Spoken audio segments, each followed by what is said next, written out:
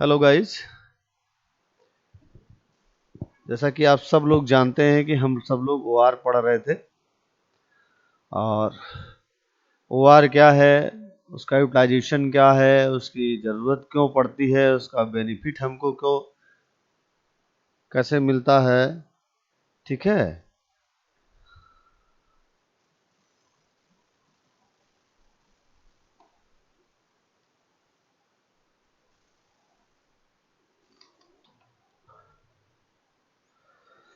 तो guys, today we will discuss what is the scope of OR, field of OR, working culture with OR industrial organizations. So firstly we will discuss the scope of OR. The scope of OR is not only confined to any specific agency like defense services, but today it is widely used in all industrial organizations. It can be used to find the best solution to any problem, be it simple or complex. It is useful in every field of human activities. Therefore, it attempts to resolve the conflicts of interest among the components of organization in a way that is best for the organization as a whole. The main field where OR is extensively used are given in next slide. जैसा कि हम सब लोग जानते हैं, OR कोई specific agency नहीं है कि सिर्फ वो एक ही जगह काम करेगा। ठीक है, किसी पर्टिकुलर फील्ड में ही काम करेगा। ये वाइडली बहुत ही ब्रॉड लेवल पे हम इंडस्ट्रियल ऑर्गेनाइजेशन पे इनका यूज कर सकते हैं। बेसिकली OR का जो जनरेशन हुआ था, जो प्रोडक्शन फार्मूलेशन हुआ था, वो डिफेंस सर्विसेज के लिए हुआ था, लेकिन हम धीरे धीरे उनका यूज में हर सेक्टर में यूज होने लगा, आपके घरों से लेकर करके और सरकारों की प्लानिंग तक। इसका यूज हम किस लिए करते हैं कि हमको बेस्ट सोल्यूशन मिल जाए। जो भी प्रॉब्लम इंडस्ट्रियल ऑर्गेनाइजेशन में, इंस्टीट्यूशनल ऑर्गेनाइजेशन में, बिजनेस ऑर्गेनाइजेशन में, more any one many organisations और मेनी टाइप्स, जितने भी इस तरह की ऑर्गेनाइजेशंस हैं, उन सब में जो प्रॉब्लम क्रिएट होती है, चाहे वो सिंपल ऑर्गेनाइजेशन प्रॉब्लम हो या कॉम्प्लेक्स प्रॉब्लम हो, तो इन दोनों में, सिंपल या कॉम्प्लेक्स दोनों में, हम OR का यूज करते हैं। क्यों? ताकि हमको उस प्रॉब्लम का सोल्यूशन मिल जाए, जो सोल्यूशन वो बेस्ट हो आपके ऑर्गेनाइजेशन के लिए। ठीक है, तो इस तरह से मैं कह सकता हूं कि जब भी हम OR का अटेम्प्ट लेते हैं, रिजॉल्व करते हैं इन प्रॉब्लम्स को ऑर्गेनाइजेशन के, तो जो ऑर्गेनाइजेशन होता है वो as a whole best organisation हो जाता है। ठीक है, जिसमें अब हम आपको अभी आगे बताते हैं कि फिर हम कैसे जो है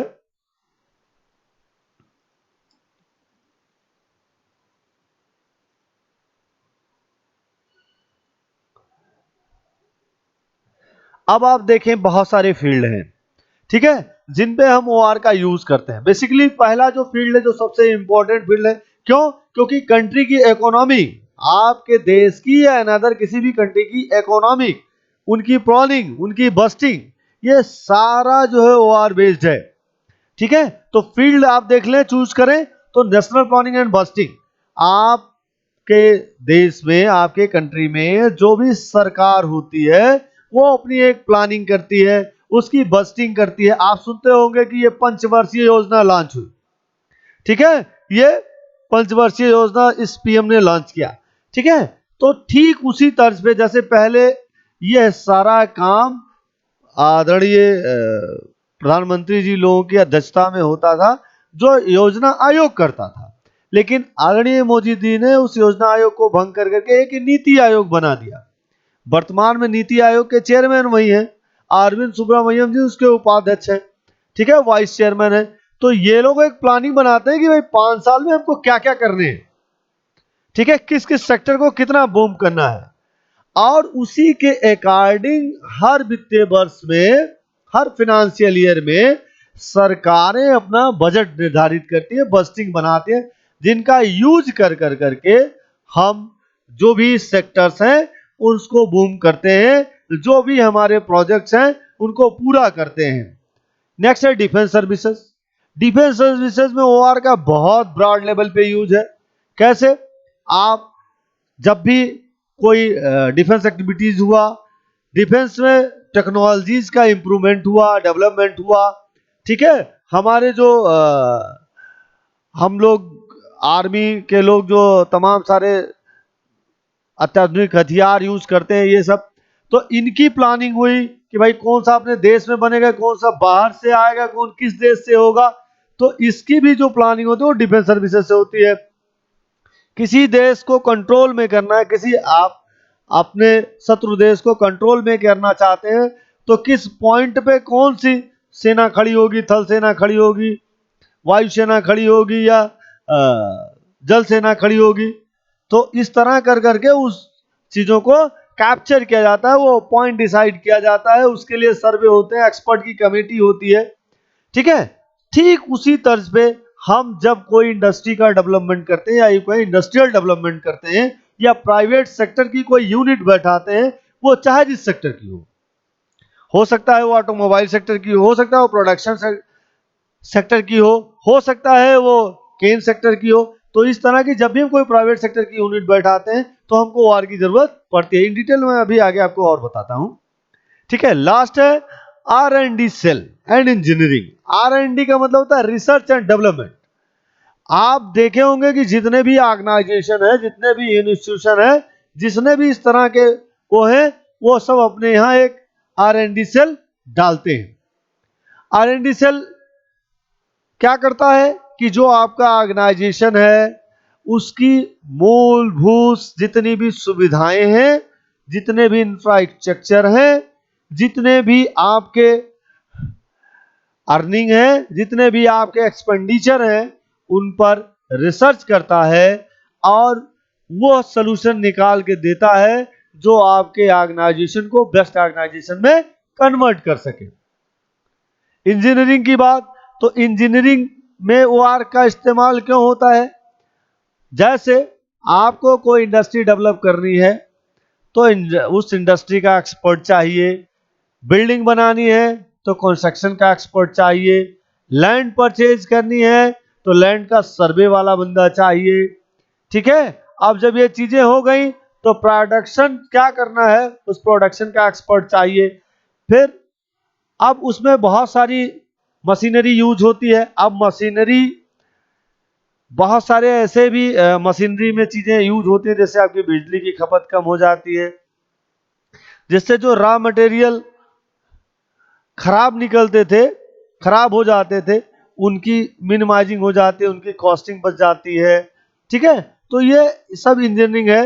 इंजीनियरिंग में क्या होता है कि बहुत ज्यादा दूर से आप लाइन लेकर करके आते हैं, बिजली की लाइन आती है तो आप देखते होंगे कि वोल्टेज कभी डाउन रहता है, कभी हाई हो जाता है, बहुत सारी प्रॉब्लम आती है। तो इस तरह हम लोग क्या करते हैं, एक ट्रांसफार्मर लगवा लेते हैं जिससे बैलेंस रहे। तो ये सारी चीजें हैं जिनमें हम लोग इंजीनियरिंग का यूज कर करके ये सारी चीजें करते हैं, जिससे हमको काम करने में थोड़ा और आसानी हो जाए। अब आइए national planning and budgeting. National planning और बजटिंग में बहुत सारी एरियाज हैं जिसपे हमको काम करने की जरूरत है। जैसे सबसे पहले हम प्रिपरेशन के लिए यूज करते हैं 5 ईयर प्लान। पंचवर्षीय योजना जो चलती है गवर्नमेंट की, उसकी प्लानिंग करते हैं। प्लानिंग करने के बाद उनकी शेड्यूलिंग करते हैं, उसके अकॉर्डिंग हम अपना एनुअल बजट तैयार करते हैं। फॉरकास्टिंग ऑफ इनकम, इनकम हमारी क्या होगी, गवर्नमेंट की भी अपनी इनकम होती है, एंड एक्सपेंडिचर्स, और उनके एक्सपेंडिचर्स भी होते हैं, ठीक है। उनको मालूम है कि इन स्रोतों से हमको ऐसे पैसे मिलेंगे, अब उसका इस्तेमाल हम कहां करेंगे, कैसे करेंगे, किन चीजों के लिए करेंगे, ठीक है। बहुत सारे scheduling of major product of national importance, scheduling of major product of national importance, बहुत सारे ऐसे प्रोजेक्ट गवर्नमेंट लॉन्च करता है जो नेशनल इंपॉर्टेंस के होते हैं और उनकी एक शेड्यूल टाइम होती है कि साहब आपको 2 साल में पूरा कर देना है, आपको 1 साल में पूरा कर देना है, आपको 6 महीने में पूरा कर देना है, आपको 30 डेज में पूरा कर देना है। जैसे आप सुनते होंगे जब भी बस्टिंग होती है तो गवर्नमेंट एम्स खोल रहा है, मेडिकल कॉलेज खोल रही है, बुलेट ट्रेन ला रही है, ठीक है, रेलवे लाइन बिछा रही है, सिंगल लाइन है डबल लाइन में कन्वर्ट कर रही है, डबल लाइन है ट्रिपल लाइन में कन्वर्ट कर रही है, ट्रिपल लाइन है इलेक्ट्रिसिटी में कन्वर्ट कर रही है, ठीक है, आईआईटीज खोल रही है, एनआईटीज खोल रही है, कॉलेजेस खोल रही है। तो ये क्या है, ये सब मेजर प्रोजेक्ट्स हैं नेशनल इंपॉर्टेंस के। भाई आईआईटीज में बच्चे पढ़ेंगे, अच्छा उनका ब्रेन होगा, अच्छे स्कॉलर्स निकलेंगे, उनका यूज हम जो है अपने नेशनल प्लानिंग में करेंगे। एस्टिमेशन ऑफ जीएनपी, जो भी गवर्नमेंट के नेशनल इंपॉर्टेंस के प्रोजेक्ट्स हैं उनका एस्टिमेशन कैसे होगा। भाई आप कहते हैं ना कि एस्टिमेटेड कॉस्ट इज दिस, तब आप टेंडर निकालते हैं तो उस एस्टिमेटेड कॉस्ट से जो ज्यादा पैसा डालता है कि नहीं साहब हम इतने में ले लेंगे, मान लीजिए 100 रुपये में गवर्नमेंट चाहता है और आपने कहा कि नहीं साहब हम 70 में कर देंगे, तो आपको दे देता है। जीडीपी, आपका ग्रोथ कैसा है, ठीक है, तो वो ग्रोथ भी हम निकालते हैं ओआर का यूज कर करके। पॉपुलेशन है कितना, उसको कंट्रोल कैसे करना है। आपने देखा होगा स्वास्थ्य विभाग की बहुत सारी योजनाएं हैं कि महिलाओं की नसबंदी हो जाती है, पुरुषों की नसबंदी हो जाती है, तमाम ऐसे दवाएं वितरित की जाती हैं जिनका इस्तेमाल करने से जो प्रोडक्शन है, जो बच्चे पैदा होने की कैपेसिटी है वो कम हो जाती है, या बच्चे पैदा करने का उतना ड्यूरेशन कम हो जाता है। अब बहुत सारे इंजेक्शन ऐसे आ गई हैं जिनका इस्तेमाल कर दें तो 6 महीने बच्चे पैदा नहीं होंगे। तो इस तरह के पॉपुलेशन कंट्रोल भी होता है, ठीक है। पॉपुलेशन को मैनेज करने के लिए नेचर भी कुछ ना कुछ बीच में करता रहता है। जैसे अभी आपका कोविड-19 का दौर आया, आपने देखा होगा कि जिनको भी कोई प्रॉब्लम है, वो डायबिटिक है, नेफ्रो की प्रॉब्लम है, हार्ट की प्रॉब्लम है, तो मुझे लगता है कि ऐसा कोई भी जो है कोरोना निकलता है तो बच करके बाहर नहीं आता है। कारण क्या है कि वो सरवाइव नहीं कर पाता है। तो ये क्या कर रही है, नेचर जो जनसंख्या है वो कम कर रही है। अब वो पॉपुलेशन कंट्रोल करने के लिए आप देखते होंगे कहीं बाढ़ आ गया, कहीं भुखमरी हो गई, कहीं बीमारी कोई आ गई, इस तरह से आता रहता। तो ये पूरे वर्ल्ड की प्रॉब्लम है, ये वैश्विक महामारी है, वैश्विक प्रॉब्लम है कि अब ऐसी दिक्कतें आती हैं। तो नेचर भी अपने को मजबूत करने के लिए, अपने संसाधन को मजबूत करने के लिए इस तरह की स्थितियां अपनाती है जिससे दिक्कतें कम हो जाए। क्योंकि पॉपुलेशन बहुत ज्यादा हो जाएगा तो अब उनके लिए खाद्यान्न की व्यवस्था करना गवर्नमेंट कितना करेगी। गवर्नमेंट का एक लिमिट है कि भाई इस लिमिट तक जिनकी इनकम होगी उनको हम खाद्यान्न देंगे, लेकिन उससे अपर जो मिडिल कास्ट में है उनके लिए क्या करना, वो किसी से मदद भी नहीं मांग पाएंगे। और आज हॉस्पिटल में देखिए कोई भी स्वयंसेवी संस्था जाती है, एक केला बांटती है तो एक केला देते हुए 75 लोगों की फोटो रहती है। क्या आप लेना चाहेंगे? नहीं लेना चाहेंगे। तो इन परिस्थितियों में क्या होता है, भूखमरी हो जाती है, बाढ़ आया, भूकंप आ गया, तूफान आ गया, इस तरह तमाम, बारिश बहुत ज्यादा हो गई, घर गिर गए। तो इस तरह कर करके पॉपुलेशन इन सब चीजों को कंट्रोल कर लेती है, ठीक है। तो इसलिए अगर पॉपुलेशन कम रहता है तो उनकी प्रॉपर व्यवस्था होने में आसानी हो जाती है। नेक्स्ट है एम्प्लॉयमेंट। आजकल आप कहते हैं कि बड़ी बेरोजगारी है।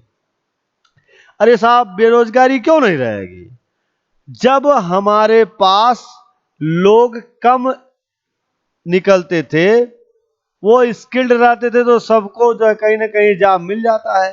आज बहुत सारे इंस्टीट्यूशन डिग्री बांटने के लिए ही पैदा हुए हैं। उनका एक सूत्र है कि हमको पैसा कमाना है, वो आपसे फीस लेते, कहते जाओ घूमो टहलो, आप परीक्षा दे देना। अब आप परीक्षा देते हैं, आप पास हो जाते हैं तो आपको एक डिग्री मिल गई, लेकिन स्किल्ड कहाँ है। जब आपसे कहा जाता है कि इस मशीनरी पे काम करो तो आपके तोते उड़ जाते हैं, कानों से धुआं निकलना लगता है, ठीक है। आप परेशान होने लगते हैं कि साहब अगर पढ़े होते तो ये दिन नहीं देखना पड़ता। तो भाई साहब अगर पढ़ेंगे तभी कुछ कर पाएंगे। तो अगर आपको एम्प्लॉयमेंट लेना है तो पढ़ाई करनी पड़ेगी। अगर आप ऐसा नहीं कर पाते हैं तो आप अनएम्प्लॉयड रहेंगे। आपने देखा होगा जो स्किल्ड हैं, चाहे किन्हीं कारणों से वो गवर्नमेंट में ना जा पाए, प्राइवेट सेक्टर में तो जाते ही हैं। हो सकता है कि प्राइवेट सेक्टर में भी उसको जॉब न मिल पाए तो वो अपना कुछ न कुछ ऐसा इस्टेब्लिशमेंट कर लेता है कि उसका उसके परिवार का गुजारा स्तरीय व्यवस्था में होता रहता है। अगर आप ध्यान दें तो अपने परिवारों से शुरू करें, अपने सोसाइटी से शुरू करें, अपने रिश्तेदारों तक देखें कि जो भी स्किल्ड है उसको जॉब की जल्दी कमी नहीं होती है। अगर कमी होती है तो वो अपना कोई ना कोई स्टेबलाइजेशन कर लेता है, जिससे सर्वाइवल की कंडीशन डिस्टर्ब नहीं होती है। नेक्स्ट है जनरेशन ऑफ एग्रीकल्चर एड्स। आप देखे होंगे पहले जो पैदावार होते थे आज के 15 साल 20 साल पहले और अब के पैदावार में बहुत अंतर है। ऐसा थोड़ी है कि खेत वही है, काम करने वाले वैसे ही लोग हैं, लेकिन क्या है कि अब टेक्नोलॉजी आ गई। भाई पहले टेक्नोलॉजी नहीं ना थी। पहले हम क्या करते थे, बैलों में जुआठा लगाते थे और हर लगा करके जोतते थे, तब कोई क्रॉप पैदा होता था। अब क्या है कि आपके पास ट्रैक्टर है और आपने ट्रैक्टर लगा दिया और काम कर लिया। खेत खराब है, आपने दवा डाल दी, वो सारे जितने भी झाल झंखाड़ थे वो सब जल गए। तो पहले जो खेती होती थी वो जो पैदावार होती उसको हम शुद्ध बोलते थे। आजकल क्या है, आजकल जो भी खाद्यान्न होते हैं वो टेक्नोलॉजी का यूज करके होते हैं। जो रसायन है, जो केमिकल हैं, उनका हम इस्तेमाल करते हैं, जिससे हमारे जो उपलब्धता है, जो पैदावार है वो बढ़ जाती है। तो आपने देखा होगा कि जब से ये कोरोना आया है तब से और सब चीजों का बिजनेस ठप हो गया है, लेकिन इसेंशियल नीड्स, दाल चावल सब्जी, ठीक है, आटा, इन सबों का बिजनेस ठप नहीं हुआ है। क्यों? क्योंकि एसेंशियल नीड है और इतनी पर्याप्त मात्रा में रहा कि लॉकडाउन का कोई असर हमारे इन किसानों पर नहीं पड़ा।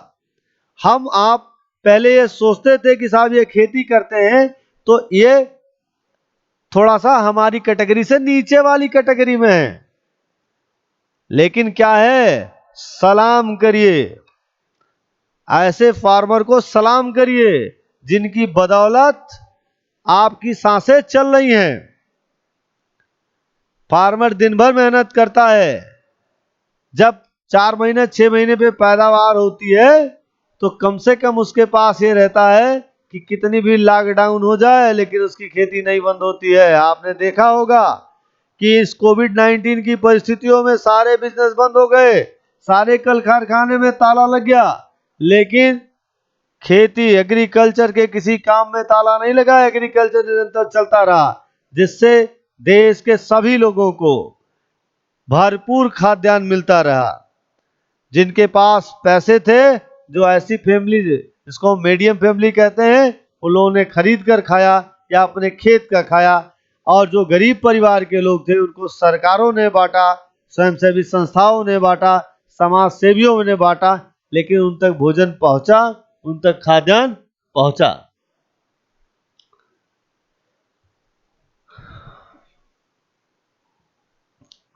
तो आपको ये सारी चीजें ध्यान रखनी पड़ेगी अगर आप चाहते हैं कि परिस्थितियां अच्छी हो।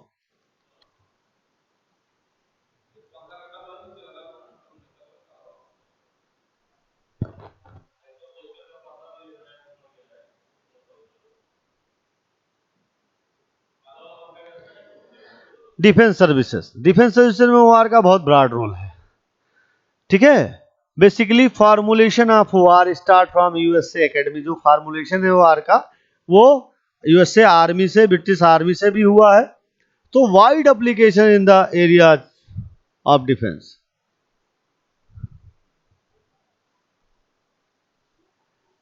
ठीक है। अब इनका हम यूज करते हैं development of new technology, tender evaluation, optimisation of cost and time, setting and layout of defence project, assessment of threat analysis, strategy of bottle, effective maintenance and replacement of equipment, inventory control, transportation, supply depots. ठीक है, तो क्या है कि generally army में लगातार जैसे जैसे हमारा समय बढ़ता है वैसे वैसे नई टेक्नोलॉजी का यूज करना पड़ता है। पहले क्या होता था, आप देखते थे कि दुश्मन देश की सेनाएं आती है, कब्जा कर लेती है। 1962 को देखिए, चाइना आया, बहुत सारे भूभाग पे हमारे कब्जा कर लिया। आज देखिए, चाइना ने जब भी दुस्साहस किया, मोदी जी की गवर्नमेंट थी, उन्होंने दुस्साहस किया, उसका परिणाम हुआ आज वो चिल्ला रहे हैं लेकिन बढ़ नहीं पा रहे।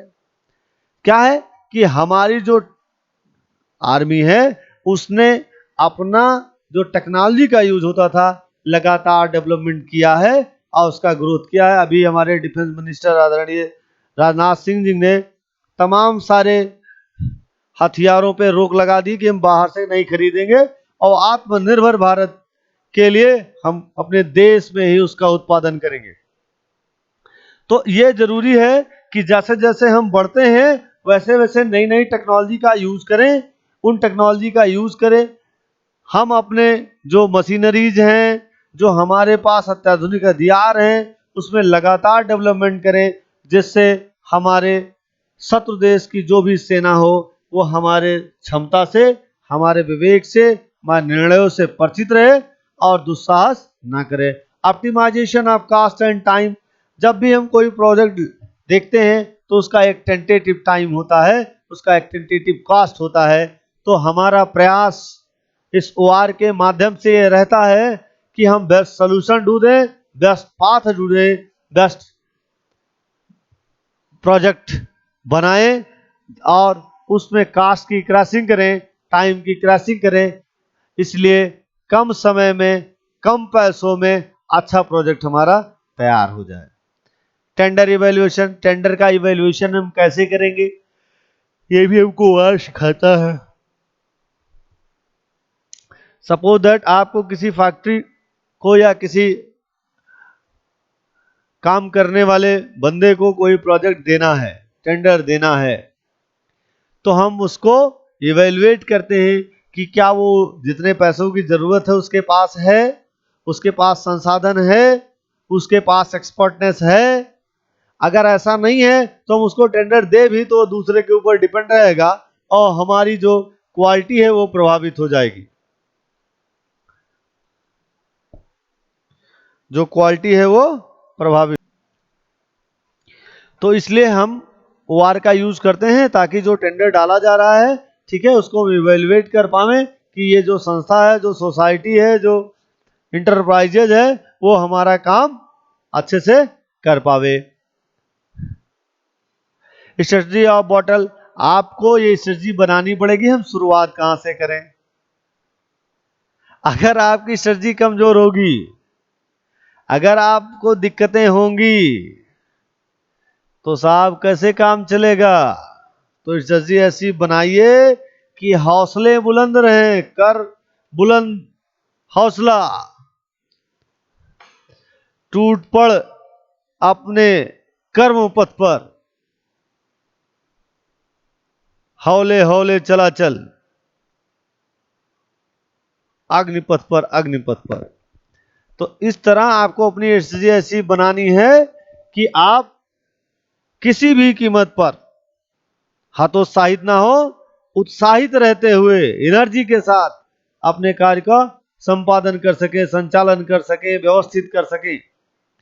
Effective maintenance and replacement of equipment, आपके पास मेंटेनेंस में ऐसी टीम होनी चाहिए जो जैसे ही खतरा महसूस हो, जैसे ही आपको महसूस हो कि साहब ये खराब हो रहा है, तो उसका मेंटेनेंस कर सके, अगर खराब हो गया है तो उसका रिप्लेसमेंट कर सके, ताकि आपकी इंडस्ट्री रेगुलर मोड में अच्छे से चल सके।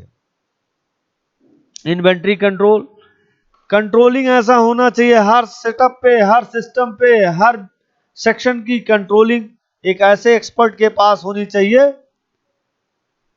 जो आपका अच्छे से काम कर सके। अगर आप ऐसा नहीं कर पाएंगे, अगर आप ऐसा नहीं कर पाएंगे तो आपके लिए दिक्कतें आएंगी। तो उन दिक्कतों को कम करने के लिए जरूरी है कि आप प्रयास करें। ट्रांसपोर्टेशन, ट्रांसपोर्टेशन का कास्ट कम लगे, रॉ मटेरियल आपको अच्छे मिले, आपकी इंडस्ट्री रेगुलर मोड में चले, प्रोडक्शन आपके क्वालिटी बेस्ड हो, इन सब की स्टडी आप ऑपरेशन रिसर्च के द्वारा करें ताकि आपकी कॉस्ट कम आए, हर प्रोडक्शन पे आपके अच्छे प्रॉफिट आए, जिससे आपकी इंडस्ट्री फ्रूटफुल हो। सप्लाई डिपो, आपको सप्लाई डिपो बनाना पड़ेगा, स्टॉक रखना पड़ेगा कि कंपनी को जरूरत है, फैक्ट्री को जरूरत है, तो आपके पास स्टॉक रहे जिससे काम आपका रुकने ना पाए।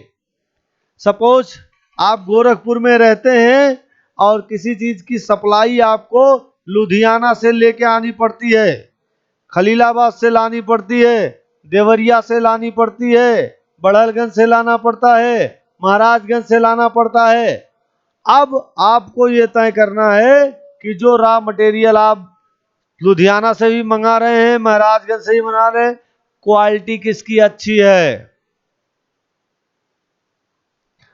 और किसका डिस्टेंस सबसे कम है, यह दोनों ध्यान में रखते हुए हम रॉ मटेरियल परचेज करेंगे, तब आपको उसका बेनिफिट मिल पाएगा।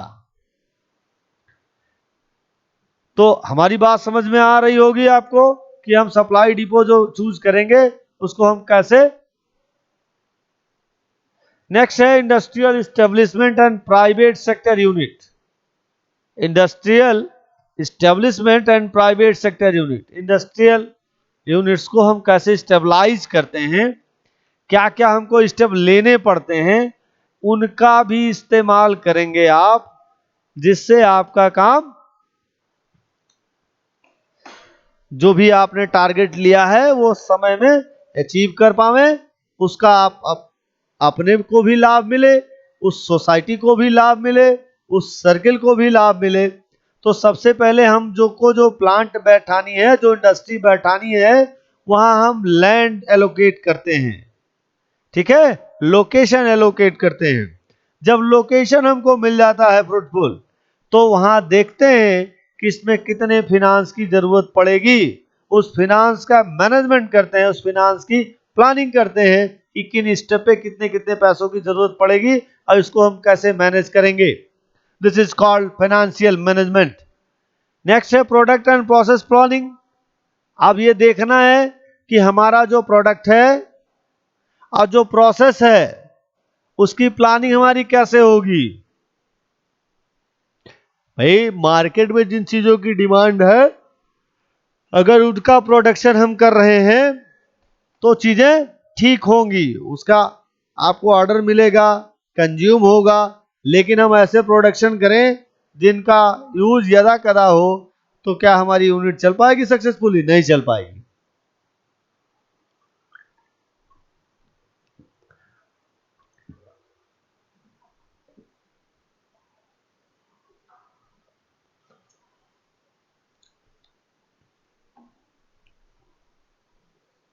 Thank you.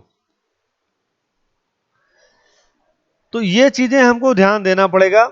अगर हम ये ध्यान दे ले जाते हैं तो हमको काम करने में आसानी हो जाएगी, ठीक है। फिर है फैसिलिटी प्लानिंग एंड कंस्ट्रक्शन। हमारे पास कौन कौन सी फैसिलिटी अवेलेबल है या किस किस फैसिलिटी की जरूरत है, हम कंस्ट्रक्शन कैसे कराएंगे, किन से कराएंगे। तो ये एक बहुत मजबूत प्लानिंग होती है जिससे हम अपनी यूनिट स्टेबलाइज करते हैं। Production planning and control, production जो हम करेंगे, मार्केट की डिमांड कैसी है, हमारे यूनिट की कैपेसिटी कैसी है, उसको मैच करा करके हम प्रोडक्शन करेंगे।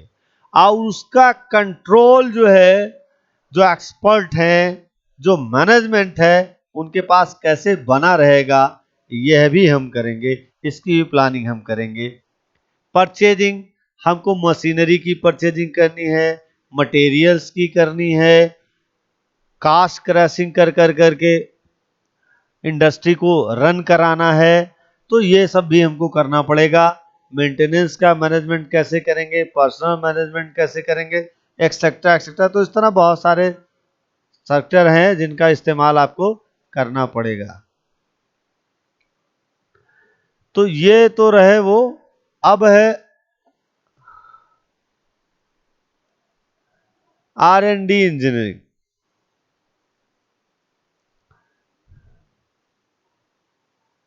R&D इंजीनियरिंग क्या है? रिसर्च एंड डेवलपमेंट का जो हम लोग यूज देख पाते हैं, मेरी नज़र में ये जैसे हमारे शरीर का हार्ट काम करता है, वैसे इंडस्ट्री में रिसर्च एंड डेवलपमेंट विंग जो है वो हार्ट की तरह काम करता है, ताकि जो इंडस्ट्री में टेक्नोलॉजी यूज होती है उसका प्रॉपर ग्रोथ हो सके। इसलिए हम कहते हैं कि इसका वाइड स्कोप है OR का इन दैट विंग। जैसे टेक्नोलॉजी की forecasting and evaluation, technology and project, preparation of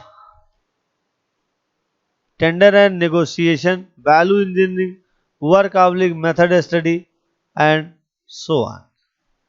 तो क्या है कि हमको अगर मालूम नहीं रहेगा कि ये टेक्नोलॉजी गलत यूज हो रही है, इसको हम चेंज करके फला टेक्नोलॉजी यूज करें, तो हमारी जो बिजली की खपत है वो कम हो जाएगी, हमारा जो ह्यूमन रिसोर्स की खपत है वो कम हो जाएगी। भाई आप देख रहे होंगे कि जब से ये कंप्यूटर आया है तब से जो हम लोग फाइलिंग करते थे, बड़े बड़े फाइल बनते थे और लगातार अलमीरा में रखे रहते, सब बंद हो गया, हम लोग हार्ड डिस्क में रखने लगे। जो आदमी 20 आदमी मिलके काम करता वो एक आदमी करने लगा। तो इसका तो असर पड़ेगा ही अगर आप इन सब चीज़ों पे ध्यान देंगे कि उसका इवेल्युएशन करते रहें, उसकी कॉस्टिंग कम करते रहें। Technology and project management, technology का यूज करते हुए प्रोजेक्ट कैसे कंप्लीट करना है, तो जो उनके एक्सपर्ट्स होते हैं उनको इनका मैनेजमेंट है, इनका यूज कर करके हम अपने प्रोजेक्ट को मैनेज करते हैं। Preparation of tender and negotiation, जो टेंडर निकालते हैं फिर हम निगोशिएट करते हैं। Engineering, value of engineering, engineering की वैल्यू करनी पड़ती है। वर्क या मेथड स्टडी, और जो इंडस्ट्री हमने रखा है उसकी मेथोलॉजी क्या है, उसमें किस तरह के वर्क करने पड़ते हैं, किस तरह के स्टडी करने पड़ते हैं, तो इन सब चीज़ों का भी स्टडी करेंगे, उसके बाद ही जो है हम सब कोई नया चीज़ कर पाएंगे। फिर इनके कुछ टूल्स हैं, कुछ अप्रोचेज हैं, कुछ मेथोलॉजीज हैं जिनका हम ज़्यादातर यूज करते हैं। Orientation, problem definition, data collection, model formulation, solution, analysis and information, implementation and monitoring. ठीक है, ओरिएंटेशन जरूरी है जानना। आप सुनते होंगे ओरिएंटेशन प्रोग्राम हो रहा है, भाई आप किसी यूनिट में 100 लोग काम कर रहे हैं, अगर एक दूसरे को पहचानेंगे नहीं, एक दूसरे की पोस्ट नहीं जानेंगे, एक दूसरे का काम नहीं जानेंगे, एक दूसरे का दायरा नहीं जानेंगे, तो कैसे एक दूसरे से काम ले पाएंगे। ठीक है, तो इसलिए ओरिएंटेशन कराया जाता है। प्रॉब्लम डिफिनीशन, और जो प्रॉब्लम होते हैं उनका एक टीम होती है जो डिस्कशन करके फाइनलाइज करती है एक्चुअली है क्या प्रॉब्लम। नेक्स्ट है डाटा कलेक्शन, डाटा का भी कलेक्शन करना पड़ता है। मॉडल फार्मूलेशन, और फार्मूला जो जो यूज होता है उसका मॉडल भी बनाना पड़ता है। सॉल्यूशन, बहुत सारे प्रॉब्लम्स हैं जिनमें सॉल्यूशन हम लोग यूज करते हैं। एनालिसिस एंड इंफॉर्मेशन, एनालिसिस तो भाई नेसेसरी पार्ट है, और इंफॉर्मेशन भी समय से आनी चाहिए। ठीक है, इम्प्लीमेंटेशन एंड मॉनिटरिंग, अगर आप इन सारी चीज़ों का इम्प्लीमेंट नहीं करेंगे और उसकी मॉनिटरिंग नहीं करेंगे, तो कैसे आप समझ पाएंगे जो हम इवेंट कर रहे हैं वो सक्सेसफुल है या अनसक्सेसफुल है। ठीक है,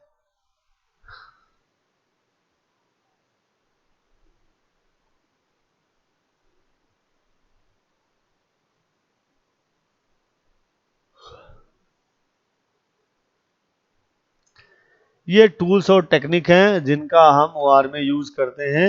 लीनियर प्रोग्रामिंग, कुछ प्रॉब्लम है जिसमें ऑप्टिमल पाथ ढूंढा जाता है, ऑप्टिमल सोल्यूशन ढूंढा जाता है, उनके लिए हम लीनियर प्रोग्रामिंग प्रॉब्लम का इस्तेमाल करते हैं।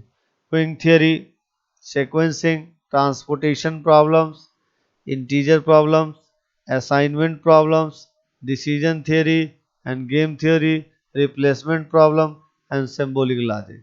इतनी सारी टूल्स और टेक्निक का हम लोग इस्तेमाल करते हैं। तो आप थोड़ा सा स्टडी करिएगा, दिक्कतें आपको आ सकती हैं, ढूंढिएगा, फिर आप पूछिएगा, कोई दिक्कत होगी हम हमेशा always available. Okay, thank you.